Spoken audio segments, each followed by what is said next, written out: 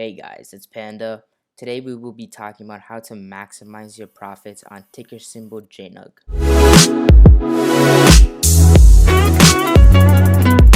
Alright, hopping straight into the video. So obviously we're going to be talking about how to maximize your profits on ticker symbol JNUG. Before we can do that, we got to talk about we got to analyze our trend patterns that we've been seeing ever since the reverse split, and really using that to find our profit maximizing factors, which is where you're going to be selling and then where you're going to buy at the lowest points. So then you can sell at those highest points every day, or maybe whenever you want to swing it and make those maximized profits, right?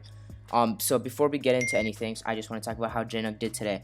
JNUG started off in pre-market at a high of 88.22, ended off its day at a $76.55. It opened up around $82 and ended off and right now it is at $75.83. We can see that it started off at a low. It dipped down and then went back up, and then dipped down a bit, had a couple of dips, but then it did stay pretty stable. Gold was in the red today, and it is in the slash GC was in the red today, so that is why. And JDST was performing, I believe, was performing in the green compared to JNUG today. So kind of just analyzing our trend patterns. So if you want to look at your trend patterns on your charts too, you guys can do that along with me. So we can kind of look at the past 5 days. This will kind of just give us how it's been doing ever since the reverse split. So ever since the reverse split, the patterns for JNUG and JDST have changed. And for JNUG, it used to do a lot better right away in the morning, but now it's kind of been varying, right? So we can see, even just not even going too much, we can see that it pops up, and then it drops back down, and then the main factor of when you're gonna be able to find your highest points are in the beginning of the day after it's a daily dip. So its daily dip is gonna be right at market open, as you guys can see right here, right at market open, and then you guys see it start to pop back up, right at market open again, and then pop back up. You guys can see your low, you can see a quick low for there, and then just analyzing how it looked today, right? If we look at the 1 day 1 minute, we can just see that it happens right in the beginning of the first couple hours, from probably 8 to 11 o'clock. You'll probably see your best highs, and then right at the end of the day.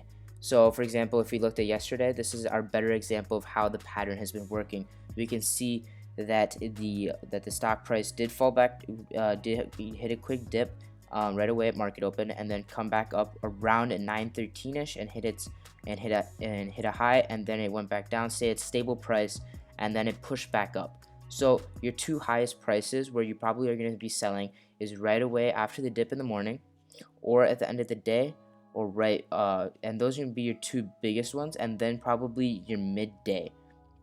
So what I mean by your midday is probably around 1 o'clock. Probably your three main highs is probably going to be right there. This is also kind of shown through here, but not as well. That's what you're kind of be seeing at is your trend patterns. You guys have to understand that if you want to buy in to get that and then sell at your maximized price, you want to buy in probably midday, or for today at least, you probably wanted to buy in right at the end of the market so you guys can see it go back up, or right in the beginning of the day and then sell in later of the day. So probably your best buying factors right in the beginning of the dip, right when the dip is in the beginning of the day, right at the end of the day before your high, and then another is right before and after another peak in the midday. Just really around those, right before there's a peak, there's always a nice low. As you guys can see, there's a dip, and then it pops up. It's going down, it has another dip, and then it pops back up. It hits two dips right here and starts climbing and hits up right here. Same thing right here, dip, high, dip, high, dip, high, dip, high.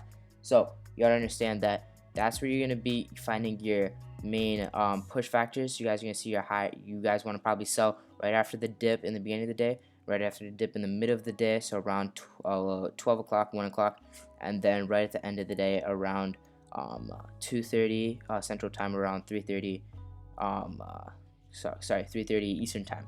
So that's where you're gonna maximize your profits. We understood, that's kind of understanding it, and then we just talked about how we're gonna buy and sell.